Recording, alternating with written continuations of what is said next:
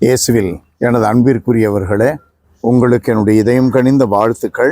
வணக்கம். அன்பானவர்களே, இன்றைய நற்செய்தி பகுதி யோவான் நற்செய்தி 21வது அதிகாரம் 15 - 19 முடிய. இயேசு ஆண்டவர் தம் சீடர்களுக்கு தோன்றுகிறார். சீமோன் பேதுருவிடம், யோவானின் மகன் சீமோனே, இவர்களை விட மிகுதியாக என் மீது அன்பு செலுத்துகிறாயா என்று கேட்டார். ஆம் ஆண்டவரே, எனக்கு உம்மிடம் அன்பு உண்டு என உமக்கு தெரியுமே என்றார்.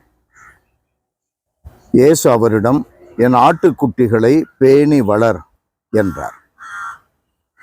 இரண்டாம் முறையாக இயேசு அவரிடம், யோவானின் மகன் சீமோனே, நீ என் மீது அன்பு செலுத்துகிறாயா என்று கேட்டார். அவர் இயேசுவிடம், ஆம் ஆண்டவரே, எனக்கு உம்மிடம் அன்பு உண்டு என உமக்கு தெரியுமே என்றார். இயேசு அவரிடம், என் ஆடுகளை மேய் என்றார். மூன்றாம் முறையாக இயேசு அவரிடம், யோவானின் மகன் சீமோனே, உனக்கு என்னிடம் அன்பு உண்டா என்று கேட்டார்.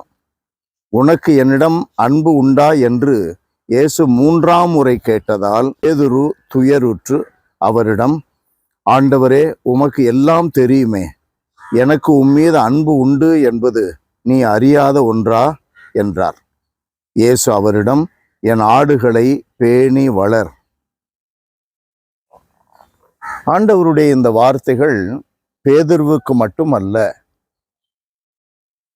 பேதுருவை நோக்கி சொல்லுகிற இந்த வார்த்தைகள் மற்ற எல்லா சீடர்களுக்கும், திருத்தூதர்களுக்கும், நம் ஒவ்வொருவருக்கும், எல்லா கடவுளுடைய ஊழியர்களுக்கும் சிறப்பாக, ஃபாதருங்க, சிஸ்டருங்க, ஆயருங்க, எல்லாருக்கும் இந்த வார்த்தைகள். ஆட்டுக்குட்டிகளை பேணி வளர், ஆடுகளை மேய். ஆடுகளை பேணி வளர். குட்டியை பேணி வளர்க்கறது, ஆடுகளை வளர்க்கிறது, ஆடுகளையும் பேணி வளர்ப்பது. நமக்கு சொல்லிக் கொடுக்கிற பல பாடங்களில் ஒன்று, மக்களை வழிநடத்துகின்ற ஆண்டவருடைய ஊழியர்கள் குழந்தைகளுக்கு முக்கியத்துவம் கொடுக்க வேண்டும், அன்பு காட்ட வேண்டும், அரவணைத்து அவர்களை வளர்க்க வேண்டும். மறைக்கல்வி மிக மிக முக்கியமானது. மறைக்கல்விதான் அவர்களுக்கு பசும்புல் மேய்ச்சல். மறைக்கல்வி நடத்துகின்ற பாணி fatherly, motherly care by the sisters, by the fathers. Motherly care, sisterly care, fatherly care for the children. அவைகளை, அந்த குழந்தைகளை அன்போடு பேணி வளர்ப்பது, திருச்சபையில் வளர்ப்பது, விசுவாசத்தில் வளர்ப்பது, ஒற்றுமை சமாதான உணர்வுகளில் வளர்ப்பது, பாச உணர்வுகளில் வளர்ப்பது, ஒன்றித்து வாழக்கூடிய உணர்வுகளில் வளர்ப்பது. பெரியவர்களை வளர் என்று சொல்லுகிறார். பெரியவர்களை வளர்ப்பதில் எவ்வளவு அக்கறை கொள்வது என்பதை குறித்த ஆண்டவருடைய வார்த்தை அது. இளைஞர்களை, பெரியவர்களை எவ்வளவு அக்கறையாக வளர்க்கிறோம், எவ்வளவு அன்பு பாசத்தோடு ஊழியர்கள் வளர்க்கிறோம், மனித நேயத்தோடு அவர்களை வளர்க்கிறோம். இறை நம்பிக்கையில், சமுதாய சகோதரத்துவ சமத்துவ உணர்வுகளில், பொறுப்புணர்வுகளில் வளர்ப்பது. அடுத்ததாக அவர்களையும் பேணி வளர். அதில் குடிகாரன் இருக்கிறான், விபச்சாரம் பண்ணுறவன் இருக்கான், கோயிலுக்கு வராதவன் இருக்கிறான், முரட்டு பயலுவ இருக்கிறாங்க. எல்லாரையும் பேணி வளர், அன்பு காட்டு, டேக் கேர், அக்கறை காட்டு.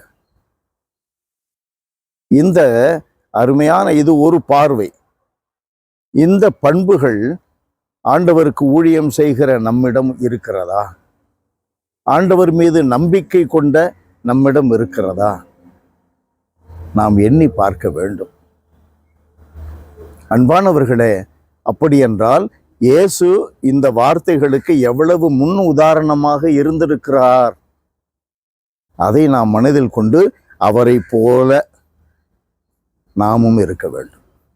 எல்லாம் வல்லவரே எங்கள் இறைவா, பங்கு பணிகளில், மறைமாவட்ட பணிகளில் ஈடுபட்டு இருக்கிற ஆயர்கள், குருக்கள், கன்னியர்கள் இந்த ஆட்டுக்குட்டிகளை பேணி வளர்ப்பது, ஆடுகளை மேய்ப்பது, ஆடுகளை பேணி வளர்ப்பது என்ற ஆண்டவர் இயேசுவினுடைய, உம்முடைய திருமகனும் எங்கள் மீட்பெருமான இயேசுவினுடைய வார்த்தைகளை மனதிலே தாங்கி மிகுந்த அன்போடு, மிகுந்த பொறுப்புணர்வோடு, மிகுந்த அக்கறையோடு ஊழியத்தில் ஈடுபட நீர் அருளை தருவீராக.